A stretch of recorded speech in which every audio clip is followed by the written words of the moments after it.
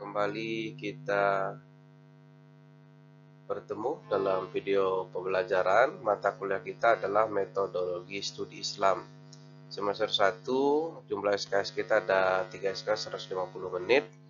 Dan ini adalah pertemuan ke-11 kita. Tema kita adalah sumber primer dan sumber sekunder ajaran Islam. Sementara subtema kita adalah Al-Quran sebagai sumber utama ajaran Islam. CPMK kita pada kali ini adalah menerapkan sumber utama ajaran Islam dalam kehidupan sehari-hari. Dan sebagai indikatornya adalah mengimplementasikan isi kandungan ayat Al-Quran dalam kehidupan sehari-hari. Dan nanti ada penugasan di akhir perkuliahan kita. Nanti diterangkan lebih jelas saat nanti akhir kuliah kita. Untuk materi kita hari ini, saudara-saudara sekalian, adalah materi melanjutkan dari pertemuan ke-10 pekan yang lalu, yaitu tentang menganalisa aliran-aliran dalam pemikiran Islam. Dimana kan kalau kita sudah diskusikan banyak aliran-aliran pemikiran dalam Islam, diantaranya ada Khawarij, ada juga aliran lain-lain, sehingga aliran-aliran itu timbul karena situasi politik atau juga mungkin karena adanya beda penafsiran dalam Al-Quran. Untuk itu kita akan meneruskan materi kita pada siang hari ini, yaitu tentu saja tentang menerapkan sumber utama ajaran Islam dalam kehidupan sehari-hari. Jadi bagaimana kita mengimplementasikan kandungan ayat dari Al-Quran itu dalam kehidupan kita sehari-hari. Namun sebelum kita melanjut kepada materi, ada yang tidak bisa hadir pada pertemuan kita hari ini. Nanti Bapak mohon untuk ketua kelas itu nanti mencatat mahasiswa yang tidak bisa hadir, kemudian nanti boleh materinya dikirim supaya tidak terlalu jauh atau tidak ketinggalan tentang materi kita pada siang hari ini. Baiklah, teman-teman sekalian, ini kita akan belajar tentang hakikat dan Al-Quran itu sebagai pedoman utama hidup kita. Maka awalnya kita harus tahu dulu apa itu Al-Quran. Al-Quran secara bahasa adalah qira'u qira'atan Qur'anan, yang mempunyai makna sesuatu yang dibaca atau bacaan. Sedangkan secara istilah adalah Al-Quran adalah kalamullah yang diturunkan kepada Nabi Muhammad dan sampai kepada kita secara mutawatir. Membacanya berfungsi sebagai ibadah. Jadi menurut Khalil Al-Qattan ini, bahwa membaca Al-Quran itu adalah sebagai ibadah bagi kita. Apalagi kalau memahami dan mengamalkannya. Selanjutnya adalah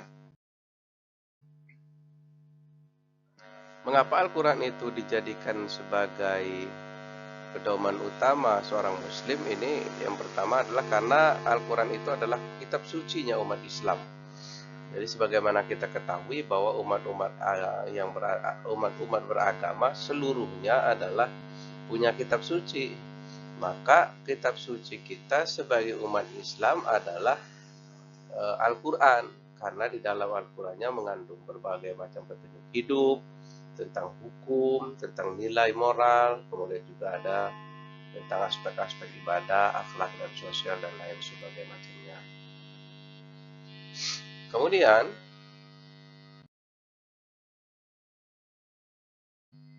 Kemudian saudara sekalian, ada nama-nama Al-Quran. Ada Al-Huda, ada Al-Furqan, ada Al-Syifa, ada Al-Zikro, Al-Bayan, Al-Mau'izo dan lain sebagainya macamnya. Namun teman-teman sekalian,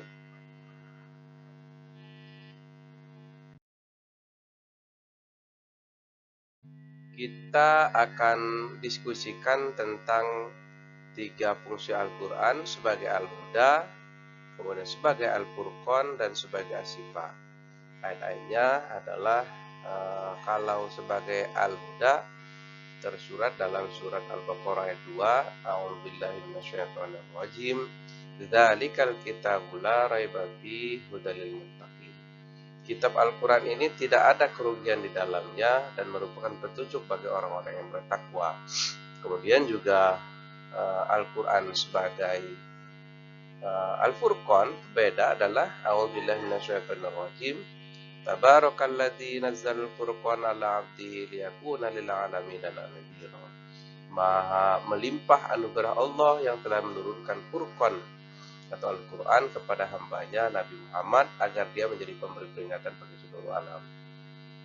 Kemudian yang terakhir adalah Al-Quran sebagai syifa. Ini tersurat dalam surat Al-Isra ayat 82. Artinya kira-kira kami turunkan dari Al-Quran sesuatu yang menjadi penawar dan rahmat orang-orang mukmin, sedangkan bagi orang zalim Al-Quran itu hanya sebagai penambah kerugian. Sebagai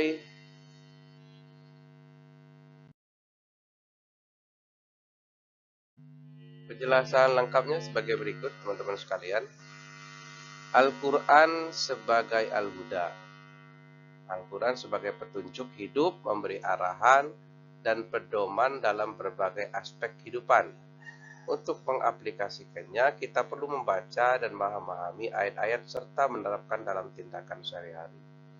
Jadi Al-Quran sebagai Al-Huda itu sebagai petunjuk bagi kita sebagai seorang Muslim dalam bertindak, bertutur, dan mengambil segala macam keputusan. Bagaimana cara kita mengaplikasikannya? Ya, mengaplikasikannya tentu saja pertama adalah dengan bacanya, kemudian merenungkan maknanya. Kedua, kita menggunakan prinsip-prinsip yang ada di dalam Al-Quran ini untuk kita laksanakan, untuk kita terapkan dalam kehidupan sehari-hari. Kemudian yang kedua, saudara sekalian, adalah Al-Quran sebagai Al-Furqan. Ini Al-Quran berfungsi sebagai pembeda antara yang benar dan yang salah, serta memberikan petunjuk orang bersikap dan berperilaku dalam sesuatu yang sulit. Bagaimana mengimplementasikannya? Menggunakan Al-Quran untuk menilai tindakan dan perilaku kita sendiri dan orang lain. Misalnya saat kita menghadapi konflik atau pilihan sulit, kita bisa merujuk pada prinsip-prinsip yang diajarkan Al-Quran untuk membuat keputusan. Yang kedua, menghindari perilaku buruk dan menambah kebaikan berdasarkan Al-Quran. Jadi cara kita mengimplementasikan Al-Quran itu sebagai Al-Furqan adalah kita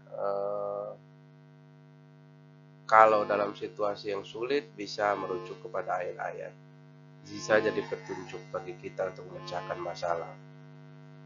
Atau saat kita ini kita berada di dalam program moderasi beragama, nah Al-Quran ini harus kita tampilkan sebagai bentuk Al-Furqan, yaitu bahwa Al-Quran itu bisa membedakan antara yang akidah, mana yang muamalah. Umpamanya pergaulan kita dengan non-muslim, kalau dengan akidah maka kita tidak boleh memaksakan, atau orang non-muslim tidak bisa memaksakan dengan kita. Tapi hal muamalah, pergaulan, menambah teman, menambah silaturahmi, menambah relasi, itu boleh-boleh saja dalam Al-Quran. Karena itu anjuran kita untuk berbanyak teman. Jadi sekali lagi, kalau bentuknya ibadah, maka lakum dinukum waliyadin. Tetapi kalau muamalah, semuanya adalah saudara kita. Yang terakhir, konsep Al-Quran sebagai syifa. Ini ada Al-Quran juga dianggap sebagai penyembuh, baik untuk jiwa maupun raga. Membaca dan merenungkan Al-Quran dapat memberikan ketenangan dan penyembuhan. Membaca ayat Quran ini merasa kalau kita lagi stres, lagi galau, dan lain-lain semacamnya, maka kita baca ayat beberapa suci Al-Quran supaya kita tenang. Terakhir, saudara sekalian, sebagai kesimpulan kita, mengaplikasikan Al-Quran dalam kehidupan sehari-hari memerlukan niat dan usaha yang konsisten. Dengan membaca, memahami, dan menerapkan ajarannya, kita dapat menjadikan Al-Quran sebagai petunjuk, pembeda, dan penyembuh dalam setiap aspek kehidupan kita. Selalu ingat untuk berdoa agar Allah memberikan pemahaman dan bimbingan dapat mengamalkannya. Jadi Al-Quran itu kalau kita mau mengamalkan Al-Quran kan harus diniatkan dan harus istiqomah dalam usahanya. Nah, agar Al-Quran ini benar-benar menjadi pedoman hidup kita. Yang terakhir, saudara sekalian, ini tulislah masing-masing satu ayat yang menunjukkan bahwa Al-Quran sebagai Al-Zikra, Al-Mau'izah, dan Al-Bayan. Kemudian yang kedua, bagaimana menerapkan bahwa Al-Quran sebagai Az-Zikra, Al-Mau'izah, dan Al-Bayan dalam kehidupan sehari-hari. Jadi saudara sekalian, nanti teman-teman nanti bisa bikin semacam paper untuk menuliskan satu ayat yang menunjukkan bahwa Al-Quran sebagai Al-Zikra, Al-Quran sebagai Al-Mau'izah, dan juga Al-Quran sebagai Al-Bayan. Nanti ditulis, kemudian bagaimana cara kita mengaplikasikannya dalam kehidupan sehari-hari. Itu saja yang bisa saya sampaikan. Mudah-mudahan bermanfaat bagi kita semua. Assalamualaikum warahmatullahi wabarakatuh.